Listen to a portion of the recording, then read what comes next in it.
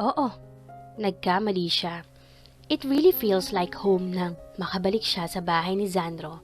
Akala niya, mananariwa ang lahat ng sakit pero nagkamali siya. All she could remember was her, silently and secretly in love with Xandro. And speaking of him, hindi pa niya natatanong ito tungkol sa kasal nila.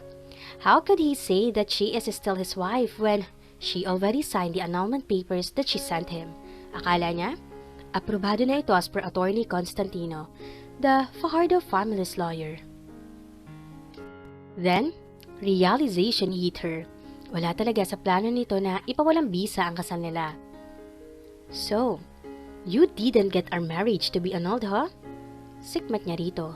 Hinintay muna niyang makapasok ang anak sa kwarto nito bago niya kinompronta si Xandro. He glanced at her. My fault, sweetheart. I know that everything I did was horrible and I will be sorry forever. Nakahanda akong pagbayaran lahat ng kasalanan ko. Saktan mo ako, bugbugin mo ako, o kaya ay alipinin mo ako pero nakikiusap ako sa iyo na wag naman ang kasal natin.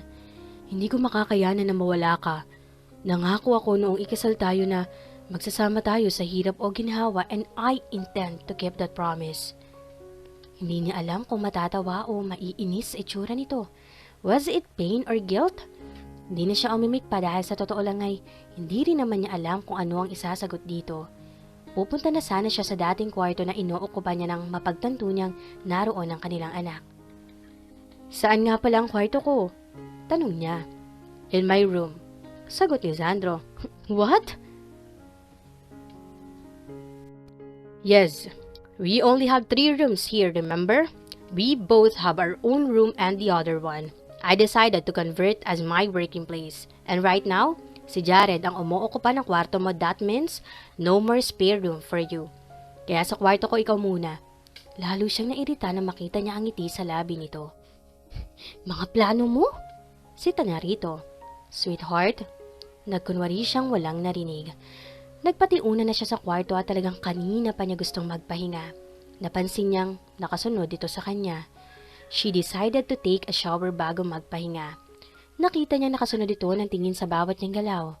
Lihim siyang nagdiwang ng kusa din itong lumabas ng kwarto na magsimula siyang magtanggal ng kasuotan sa harapan nito. Narinig niyang sumara ang pinto bago siya pumasok ng banyo. Hindi niya alam kung ilang oras din siya nakatulog pero nagising na lang siya sa mahinang tapik sa kanyang balikat. Namulatan niya si Xandro na ginigising siya. Why? She asked in a husky voice.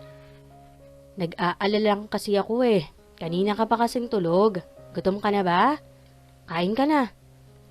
Nanatili lang siyang nakatitig dito. It took her a couple of seconds bago na proseso ng utak niya ang kasalukuyang sitwasyon. Agad siyang napabalikwas ng bangon na maalala ang lahat. Hawak-hawak niya hanggang dibdib ang kumot ng maalalang wala pala siyang suot kundi panty sa ilalim nito. I'll just fix myself. Susunod ako. Habol ang hiningang wika niya. Hindi niya napaghandaan ang ginawa ni Xandro. Bigla nitong sinapo ang kanyang batok at kinuyumo siya ng halik. It made her catch her breath. Naramdaman din niya ang mabilis na pagtibok ng puso niya. I've been dying to do that the moment I laid my eyes on you again. Now, go and change before I could do something naughty and tasty on you. Isang kindat ang iniwan nito bago ito lumabas ng silid. Naisahan ako ng lalaking iyon na. Bulyaw sa kanya ng isang bahagi ng kanyang isip. Isang sleeveless blouse at pajama ang napili niyang isuot bago nagpa siyang bumaba na. Sinuklay niya lang ang kanyang buhok gamit ang kanyang kamay. Di naman kasi magulo ang ayos nito. Nadatnan niya ang kanyang mag-ama na nakaupo na sa harap ng hapagkainan. Mukhang siya na lang talaga ang hinihintay. Old habits die hard. Di niya kasi napansin na naupo pala siya sa katabi ni Xandro. Huli na nang maalala niya iyon but on the other side, bakit nga ba big deal sa kanya yun? What caught her eyes was the food on the table. Mukhang pinagandaan ng mokong ang pagdating nila. Lahat ng nakahain ay paborito nila ni Jared. May tagapagluto ka na? Tanong niya rito. Umiling ito. Who cooked all of this? Naghintay siyang sumagot ito but he remained silent. We're never fond of household help. Not that I don't want them but you keep saying that we need not to kaya kahit noong umalis ka, hindi ako kumuha ng kasama sa bahay. Mas Gusto mong ikaw ang nagluluto at nag-aasikaso sa bahay kaya ako na rin ang gumagawa ng lahat noong mga panahong umalis ka. Once in a week lang tayo nagpapa-general cleaning as well as the laundry. Sabi mo kasi, iyon ang ayaw na ayaw mong gawin, ang paglalaba. Kaya pinag-aralan ko lahat ng mga yun just in case na bumalik ka. Kaya ko nang gawin lahat ng yun. Okay, maiksi ng sagot. But in fairness, the food looks delectable. Sumandok siya ng kare-kare. That food really reminds her about Xandro. Naging paborito lang din naman niya yon dahil dito. Nasulyapan niyang nilagyan nito ang plato ni Jared. Sunod-sunod ang naging pagsubo nito. Her heart swelled with happiness. Dahil sa totoo lang, kahit malabo ang sitwasyon nilang mag-asawa, masaya siyang nakikita ang anak na masaya. Hindi niya alam ang susunod na gagawin. She'll just cross the bridge when she gets there. Oh my God! Impit niyang hiyaw dahil sa pagkabigla. Galit niyang binalingan si Xandro. Are you alright, Mom? Isang peking ngiti ang nakapaskil sa mukha niya ng lingunin ng anak. I'm fine. Sige, kumain ka lang ng kumain. What were you doing? She hissed at Xandro. Paano'y nararamdaman niya ang palad nito sa kanyang hita? Malaya nitong nagagawa ang kahalayan sa ilalim ng mesa. Nang tingnan niya ito, akala mo walang ginagawang kalokohan at nagkukunwaring kumakain lang. Mahigpit ang pagkakahawak niya sa kutsara nang maramdaman niyang dumako ang mga kamay nito sa ibabaw ng kanyang tiyan. Agad niyang kinipit ang magkabilang binti niya ngunit sadyang malakas ito. Walang kaabog-abog nitong nagawa ang gusto nito. Nakagat niya ang labi sa sensasyong dulot ng mapagpala nitong kamay. Sinubukan niyang tadyakan ito but it only gave him the best access on her. Impit niyang bulong nang dumako ang isang kamay nito sa kanyang balat. Lihim niyang pinagalitan ng sarili dahil sa pagkakanulo ng kanyang katawan. Hindi talaga maitatangging tanging si Xandro lamang ang may kakayanan na pag-initin ang kanyang buong sistema. For crying out loud, nahihibang na ata siya dahil nadadarang na naman siya ng kamandag nito. Are you okay, Mom? Namumula ka eh. Napatingin siya sa anak. I'm good. Maikli niyang sagot. May kasama pang pag-iling. Pigil niya ang sarili na hindi na mag-ingay dahil sa ginagawa ni Xandro sa kanya. Ramdam na rin niya ang kakaiba sa kanyang sarili. Nang tingnan niya ito, nginitian lamang siya. Mukhang enjoy na enjoy sa ginagawa. Kung nakamamatay lamang ang mga tingin ay kanina pa ito tumimbuwang dahil sa mga tingin niya. Kasabay ng pagkatapos ng pagkain ni Jared ay ang pagbawi ng kamay ni Xandro na nasa kanya. What surprised her was the next thing he did. He sensually kissed and sipped his hand coated with her love. Ginagawa nito iyon habang titig na titig sa kanya. Mabuti na lang at nauna namang paalam si Jared. Natakot kasi siyang masaksihan nito ang kalandian ng ama nito. The sight of him licking his finger ignited the fire on her even more. It rendered her speechless. Kahit tumayo ito at lumapit sa kanya ay hindi siya makahuma. He hungrily kissed her on the lips like a wounded. Mapag-angkin at puno ng pananabik ang labi nito. Nakakahilo, nakakadarang, nakakapanglambot. Halos pangapusan siya ng hininga na bitawan nito ang labi niya. Hindi din pala niya namalayan na tinutugunan niya ang mga halik nito. Sa maraming beses ay ipinagkanulo na naman siya ng kanyang katawang lupa. I can't wait to devour your later, sweetheart. Pinagdikit nito ang kanilang noo habang nasa magkabila niyang pisngi ang kamay nito. Would you let me? I mean, taste and devour you? And then, I'll make love the whole night through until we're both lusted. Wala sa sariling napatungo siya. She feels like she was under a spell that only he could do. I'll be in my office. May ipinapadala lang na file sa opisina. Madali lang yon. I'll be back before you knew. I love you. And he winked at her before leaving. She was left there, and when he hit her, bigla siyang napatili nang ma-realize ang nangyari. Nakakakaba, nakakatakot, nakaka-excite. Nasabunutan niya ang sarili dahil sa kagagahan niyang ginawa. Xandro couldn't contain the happiness and excitement he was feeling. Napailing na lang siya na mapansin na nakangiti siyang mag-isa. Agad niyang tinapos ang gawain sa kanyang opisina. Mabuti na lang at nagpasya siyang mamahinga muna pagkatapos niyang malaman na nakauwi na si Bella. At least, Mapagtutuunan niya na ng pansin ng kanyang mag-ina. Nagpresenta ang kanyang ina na ito muna ang pansamantalang magpapatakbo ng ospital. Kasama naman ito si Lara. It would be great of help for him since she's studying medicine. Ito lang din naman na nagpapakita ng interes sa trabaho niya. Nag-inat siya. Nangalay din ang kanyang likod. Nang tingnan niya ang relong pambisig, mahigit 1 oras na pala siyang naroon. Isinira niya ang kanyang laptop at ipinasya niyang magpahinga na. He couldn't let his wife wait for too long. Baka mainip pa ito at hindi na siya papasukin sa kwarto nila, and worst, magbago pa ang isip nito at mag-aladadragon na naman.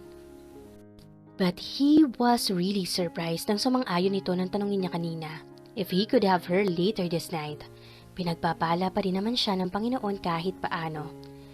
Kanina pa siya nasa tapat ng pinto ng kanyang kwarto pero para siyang pusa na hindi mapatae.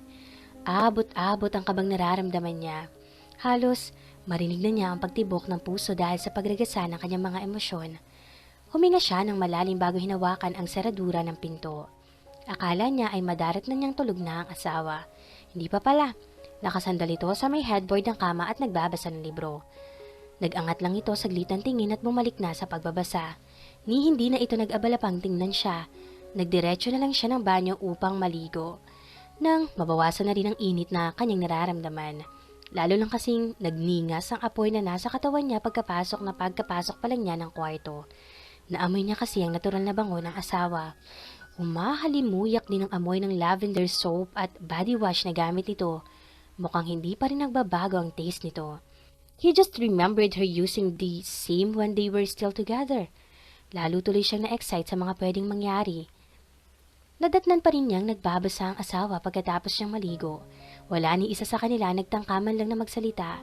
Mukhang nagpapakiramdaman lang silang dalawa. Agad siyang sumampa sa kama pagkatapos niyang tuyuin ang kanyang buhok. He felt her still beside him when he hugged her waist and he started planting kisses on her arms. Napangiti siya nang makita ang pagkagulat sa mukha nito. Sandro, ano ba? He didn't answer.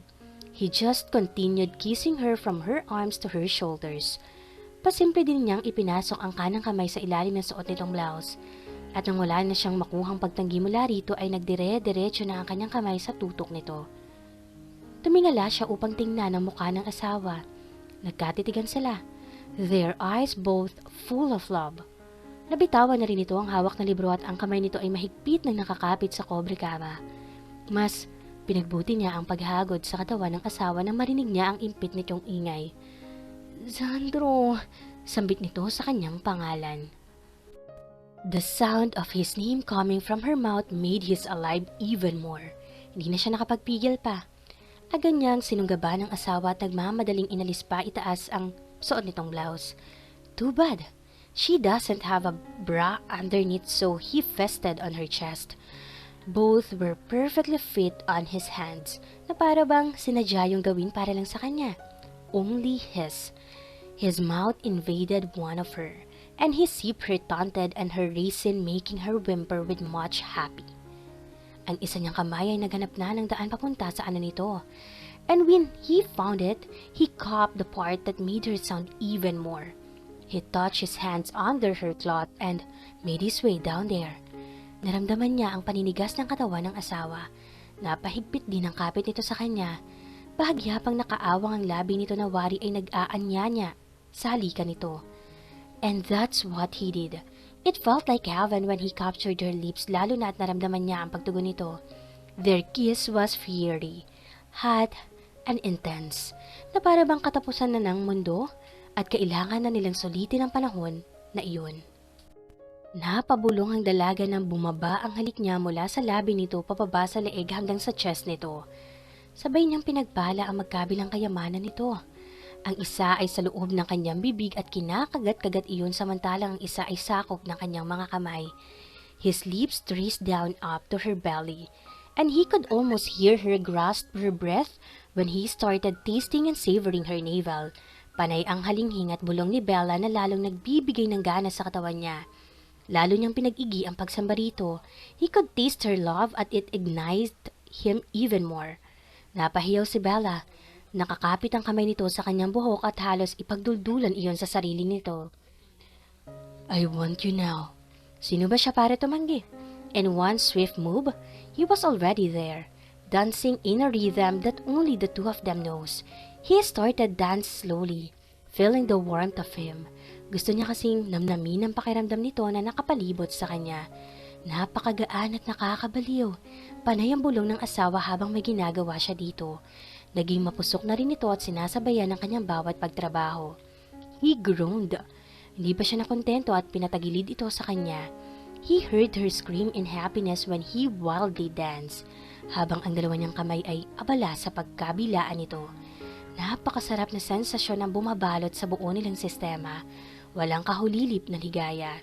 Hindi rin niya matandaan kung ilang beses na siyang nagtagumpay but still, he continue. Walang kapaguran. Di pa rin kasi sumusuko ang kanyang katawan. Marahil ay bumabawi sa matagal ng panahon na pagkakabakante. Abot ang hininga nila pareho. Nang tingnan niya si Bella, padapa itong nakahiga sa kama. "Sweetheart, I'm sorry," saad niya. He planted soft kisses on her shoulder. Nilingon siya nito. "Sorry? For what?" Niyakap niya ito. "For all the wrongs I've done and inflicted on you." Hindi maintindihan ni Bella kung ano ang sasagot niya kay Xandro. Dahil kung susumahin, biktima lang naman sila ng pagkakataon. Who could have thought na masasangkot sila sa aksidente noon tapos pareho pa silang walang maalala pagkatapos ng aksidente? Galit ba siya? Noong una siguro pero ngayon, hindi niya mahanap sa puso niyang magalit dito. Tampo at hinanakit siguro, meron. "Xandro?" She hissed. Naramdaman niya kasi ang kamay nito sa kanya. Ni hindi man lang niya namalaya na nakarating na pala ang kamay nito roon. Kahit pa iba ang pwesto niya ay hindi iyon naging hadlang kay Xandro. Pinupog ni Xandro ng halik ang kanyang likod papunta sa kanyang mga braso hanggang sa kanyang batok habang panay ang trabaho nito sa kanya. Bawat himaymay ng kanyang katawan ay nabuhay at naging aktibo dahil sa kagagawa ng asawa. Walang kahulilip na saya ang dulot nito sa kanyang pagkatao. Nakakawala ng ulirat, nakakahibang, sumasabay ang kanilang mga ingay sa tunog ng pag-iisa ng kanilang pangarap. Ang bawat pagtatagpo ng kanilang tingin ang nagdudulot ng kakaibang init na lalong nagpapaninga sa init na kanilang nararamdaman. Naramdaman niya ang paggagap ni Xandro sa magkabila niyang kamay at ipininid iyon sa uluhan niya. Ang labi nito ay abala sa pagpapala sa kanyang likuran. She felt him nibble and sipped her skin. Tiyak niyang mag-iwan iyon ng mga marka. Ramdam niya kasi ang panggigigil nito. Kasabay ng walang tigil nitong pagtrabaho sa kanyang likuran ay paghalik at pagsipsip nito sa kanyang balat. "Xandro," bulong niya. Maski siya ay nawala na rin ang lahat ng hiya at inhibisyon niya sa katawan. Lalo pa dito nilang naramdaman ang kanyang walang kahulilip na saya. She has all the right after all. Naramdaman niyang sumuot ang kamay nito sa may tiyan niya at iginiya siyang umangat. Bahagya na siyang nakaluhod at nakatukod naman ang kanyang siko sa higaan. The next thing she knew, bawat trabaho nito ay nakakapagpayanig sa buo niyang pagkatao. Buong-buo niyang tinanggap ito. Rinig niyang bulong ni Xandro. Hinawakan nito ang baywang niya and she guided her with the rhythm and tempo of the dance that both of their bodies only knew. Ilang beses pa siyang inangkin ni Xandro bago mag-umaga. Talagang hindi siya nito tinigilan. Ilang beses din niyang narinig na bumulong ito sa kanya, saying that he's sorry and he loves her. He got her again. Napangiti siya. Oo nga, at mahal pa rin niya ito pero hindi pa rin siya nakakalimot. Let time heal both of their wounds dahil kahit gusto na niyang patawarin si Xandro, hindi niya alam kung papaano. Oras lang din ang makapagsasabi. "Sweetheart," bulong ni Xandro, his breath fanning her ears. "I love you." Nilingon niya ito. She only stared at him but she didn't bother to say anything. Hinila na lang siya palapit sa katawan nito. Niyakap siya ng mahigpit. "I'll wait whenever you're ready. Basta, ipangako mo sa akin na hindi ka na aalis, na hindi mo na ulit ako iiwan. Baka hindi ko na kayanin, sweetheart. Alam ko na wala akong karapatan na humingi ng kahit ano sa'yo pero natatakot lang talaga ako na wala ka ulit. Sabihin mo sa akin ang lahat ng pwede kong gawin, mapatawad mo lang ako. I love you so much. You are the reason I breathe. The reason I'm still alive. Basta, dito ka lang. Dito ka lang, please." Puno ng pagsusumamo ang boses nito. His words strikes her. Naramdaman niya ang takot nito. Alam niyang umiiyak ito base sa pag-alog ng mga balikat nito habang nakayakap sa kanya. Sleep. That was all she could say. That may sound disrespectful but there's nothing else she could do. Hindi na nga rin ito umimik pa ngunit nanatili itong nakayakap sa kanya. Dahil na rin siguro sa pagod kaya nakatulog na rin siya. She just prayed that all will be well.